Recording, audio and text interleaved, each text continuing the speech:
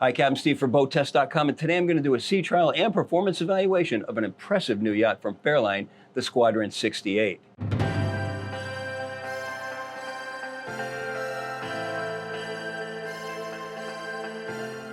The Squadron 68 has a symmetrical layout, so side decks to both sides are equal. Let's take a look. 14-inch width, the bulwarks come up to 17 inches and top out at 30, so we're far and away exceeding ABYC standards. Right at the first quarter, there's your fuel fill. There are side storage compartments, and then fully forward, access to Lumar windlass. That leads to a chain stopper and then attaches to an ultra anchor with a large swivel and a through the stem anchor roller. Easy access to the all-chain road. I'd like to see a step put inside to make it easier to get in and out. Full control switches are just ahead. And notice fully forward, the cleats and chafing gear are all the way forward instead of to the sides of the bow. To both sides of the aft deck, warping winches, 13-inch cleat, line storage just alongside and then just behind, substantial and stylish chafing gear. And to the opposite side, emergency fuel shutoffs and emergency pump. In the center of the deck, we have a hatch leading to engine room access. Let's take a look.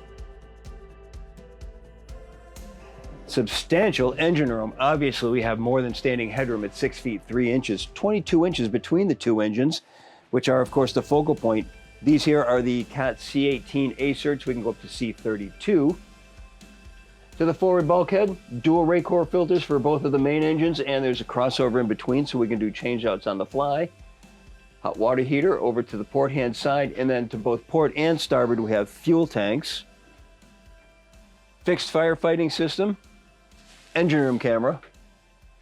Now in the aft bulkhead, 22.5 kW generator, inverter, main electrical panel, easy access to the water strainers.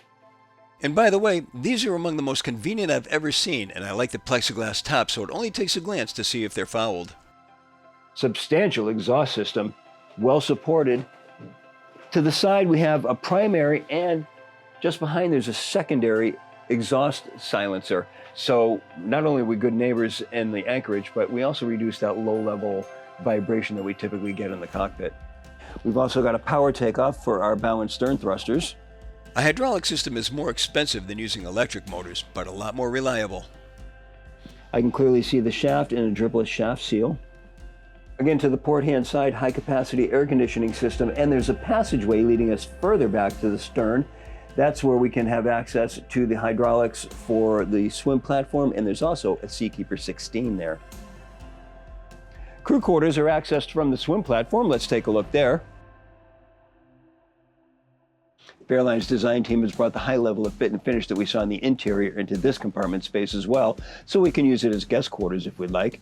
Just ahead of the stairs, there's a wet head, and this is all an option. Standard is a utility room, and of course, Fairline's customization department will make this into anything you'd like that will fit whatever discipline you might have, diving, things along those lines.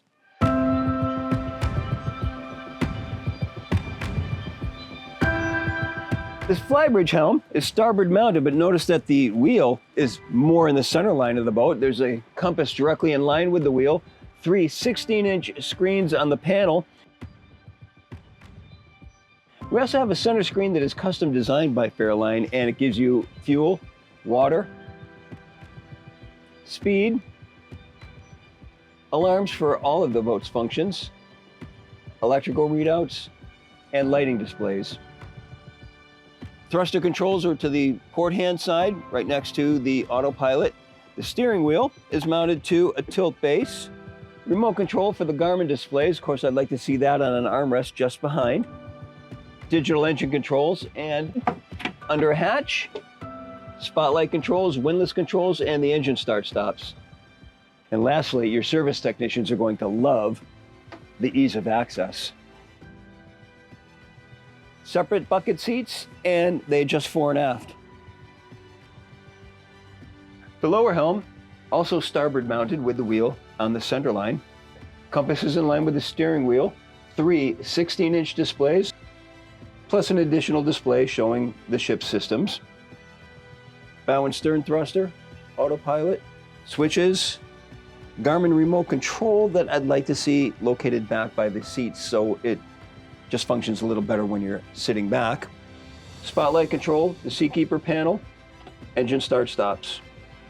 2 individual seats, they adjust fore and aft. In between there are beverage holders and an inductive charger for your phone. Nice feature for that. Notice it's all on a nice base. There's a footrest just below the helm that is really good for getting into the helm seats. I'd also like to see a flip down rail because once you're in these seats, there's really nowhere to put your feet. They're just dangling. Access door to the side deck. It gives you a wide opening. Installations, again, a non-issue. Easy access. And notice curved wood. Beautiful fit and finish that Fairline brings to the game. And even though we have electronic switching at the helm, we also have a panel alongside giving us rocker switches and analog gauges. A couple of additional features. We've got red helm lighting below and above. And look at this large single-piece windshield. With the standard twin 1150 horsepower Cat C18s turning 48 by 48 5-bladed propellers and wound up to 2350 RPM, our speed topped out at 30 knots.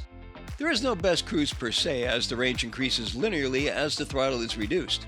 That said, at Caterpillar's recommended 80% cruise power, which comes in at 2100 RPM, our speed averaged at 25.5 knots. At that speed, the 98.9 gallon per hour fuel burn translated into 0.3 nautical miles per gallon and a range of 255.9 nautical miles, all while still holding back a 10% reserve of the boat's 1103 gallon total fuel capacity.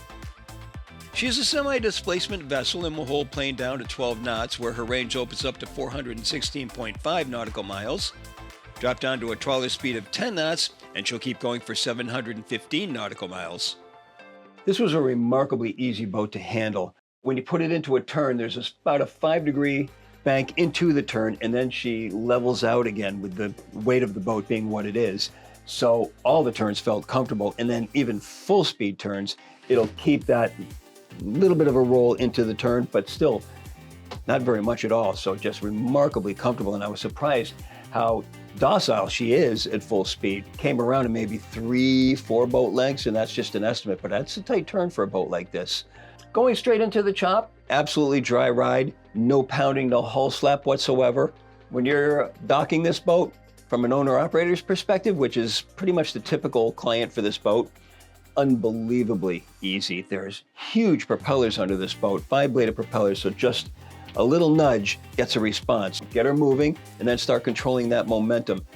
Very easy on the thrusters. I didn't have to do much on them at all, but they are very powerful. There's a lot of controllability on this boat. Backing it in when we came back into this little narrow spot here and tucked into the corner, all they did was steer it with the engines, one and then the other, going in gear and then back into neutral. And she's just so responsive. An owner-operator is going to love this boat. Absolutely love it. Excellent handling characteristics and ease of maneuverability around the dock seem to be my 2 takeaways from this test video. But more importantly, she's also a comfortable boat to be on, and that's in another video. Be sure to look for it. For now, this is my full performance evaluation and sea trial of the Squadron 68 from Fairline. For BoatTEST.com, I'm Captain Steve. We'll see you on the water.